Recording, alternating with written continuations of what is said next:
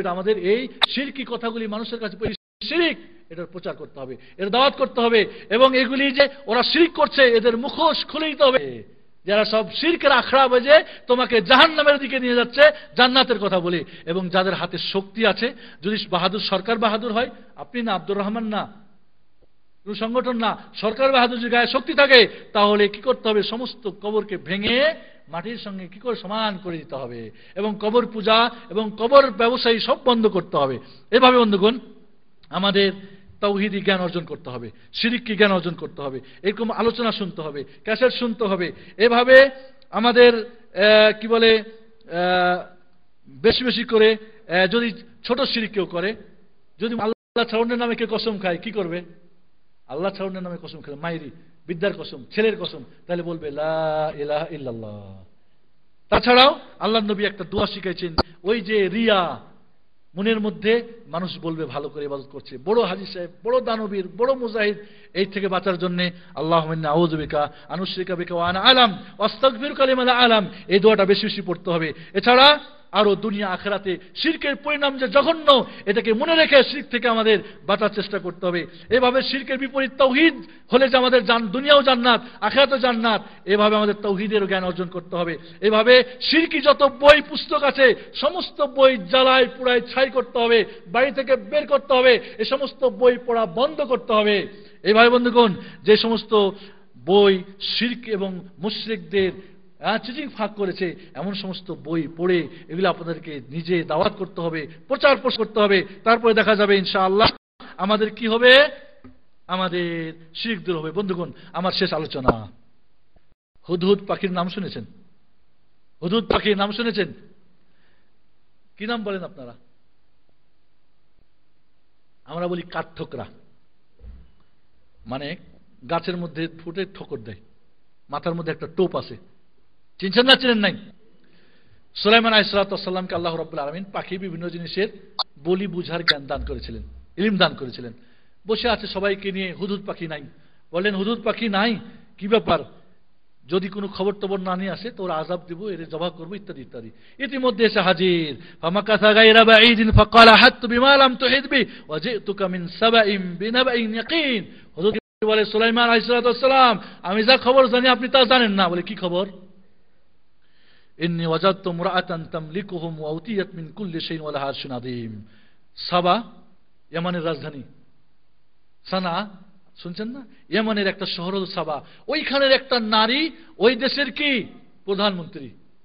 আমার দেশের দেখেন না, একবার হাসিনার আঁচলের নিচে, একবার খালেদার আঁচলের নিচে ইসলামী দল ঘোরাঘুরি করে, করে না? করে না? একবার কয় মহিলাকে ভোট দেওয়া যাবে না, আর একবার কয় মহিলারই ভোট দিতে হবে। সুবহানাল্লাহ, বুঝছেন না? এই বিলকিস ওখানকার রাজরানী, রানী, ওর কথায় উঠে বসে। একটা আশ্চর্য, আর এক আশ্চর্য কি, ওয়াজাদতুহা ওয়া কওমাহা ইয়াসজুদুনা লিশ-শামস মিন দুনিল্লাহ ওয়া যায়্যানা লাহুমুশ শাইতানু আমালাহুম ফাসাদ্দু আনিস সাবিল ফাহুম লা ইয়াহতাদুন। আল্লাহ ইয়াসজুদু লিল্লাহিল্লাযী ইখরিজুল খাবা ফিস সামাওয়াতি ওয়াল আরদ ওয়া ইয়ালামু মা তুখফুনা ওয়া মা তু'লিনুন আল্লাহু লা ইলাহা ইল্লাহু রাব্বুল আরশিল আযীম। বন্ধুগণ বক্তব্য দিল কি, ওইখানের মানুষ সূর্যের পূজা করে। হুদহুদ পাখির তাওহীদ শিরক বুঝে, বুঝছেন না? বুঝেন নাই? হুদহুদ পাখির তাওহীদ শিরক বুঝে। পীর কিবলা এতনা বড় দাড়ি, এতনা বড় পাগড়ি, তাওহীদ শিরক বুঝে না। আর কি বলতে চান ওরা? তাহলে একটা হুদহুদ পাখির তাওহীদ শিরক বুঝে। সুলাইমান আলাইহিস সালামকে খবর দিলেন, সুলাইমান আলাইহিস সালাম চিঠি লিখে বললেন, যাও নিয়ে যাও। এরপরে পরের বড় ঘটনা, এরপরে বিলকিস এবং তার জাতি সবাই কি করলো? মুসলমান হয়ে গেল। একটা হুদহুদ পাখির দাওয়াতে একটা জাতি ইসলাম, প্রথম হলো সে তাওহীদ শিরক বুঝে। আমরা তাওহীদ শিরক বুঝি না। হায়রে, একটা হুদহুদ পাখির চাইতে আমরা জঘন্য, নগণ্য, নির্বোধ, ব্যাকল। তার দাওয়াতে বিলকিস এবং তার জাতি তাওহীদ শিখে মুসলমান হলো, আর আমাদের মানুষ শিরক হয়ে মুশরিক হয়ে মরতেছে। নাউযুবিল্লাহ। বন্ধুগণ আসুন আমার এই উপসংহারে এই কথাই বলতে চাই, এই হুদহুদ পাখি যদি তাওহীদ শিরক বুঝে, আমরা বুঝবো না কেন? দুই নম্বরে, তার দাওয়াতে যদি বিলকিস রানী এবং তার জাতি তাওহীদ বুঝে সুলাইমানের কাছে এসে ইসলাম কবুল করে, তাহলে আমরা তাওহীদের দাওয়াত করে মানুষকে মুসলমান বানাবো না? বানাবো না? এটাই আমার আলোচনা শেষ। এবার হলো পরীক্ষা। পরীক্ষা নিব না, এক মিনিট। একজন ইসলামিক সেন্টারে তাওহীদ শিরক বুঝার পরে এরপরে দেশে গেছে। দেশে তার বাচ্চা অসুস্থ, মরবে একেবারে যাইব গা। তার বউ নজর মানছে, যদি আল্লাহ আমার বাচ্চারে বাঁচাও। কি বলে, শাহজালালের কবরে, সিলেটের মানুষ, একটা খাসি দিব বড় সড়ো, বিদেশ থেকে টাকা আইব দিব। স্বামী বাড়ি গেছে, বুঝতে পারলেন? বুঝছেন না বুঝেন নাই? কি প্রেশান হয়ে গেছে? যাবো কি বসে যাবো বলেন আপনারা? বন্ধুগণ, ইসলামিক সেন্টারে তাওহীদ শিরক বুঝছে, ঠিক আছে, দেশে গেছে, তার বউ নজর মানছে, বাচ্চা মরবো অসুখ হয়েছিল, বাচ্চা যদি বাঁচে ওর বাবা আহে সৌদির রিয়াল লয়ে, তাহলে একটা খাসি কিনে, বাবা শাহজালাল তোর কবরে দিব, আমার ছেলেটারে বাঁচা। বাড়িতে গিয়ে প্রথম রাত্রে, নতুন বাসর ঘর হওয়ার আগেই, বুঝতে পারলেন, যারা বাইরে থাকে নতুন করে যান, আবার বাসর ঘর করবেন, অসুবিধা কি? বন্ধুগণ, তো কারণ সেদিন সোনা দানা কাপড় চোপড় নতুন কিনে যান, এটা একটা বাসর ঘর ইনশাআল্লাহ।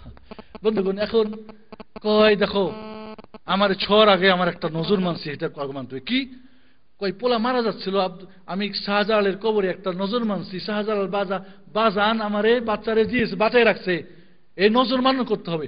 কই এইসব কি কও? না না না না না, দেখো দেখো, এটা পরে আলোচনা হবে, তোমাকে আমি পরে বুঝাবো, আমাদের আনন্দের রাত্রি, বাসর ঘর নষ্ট করো না।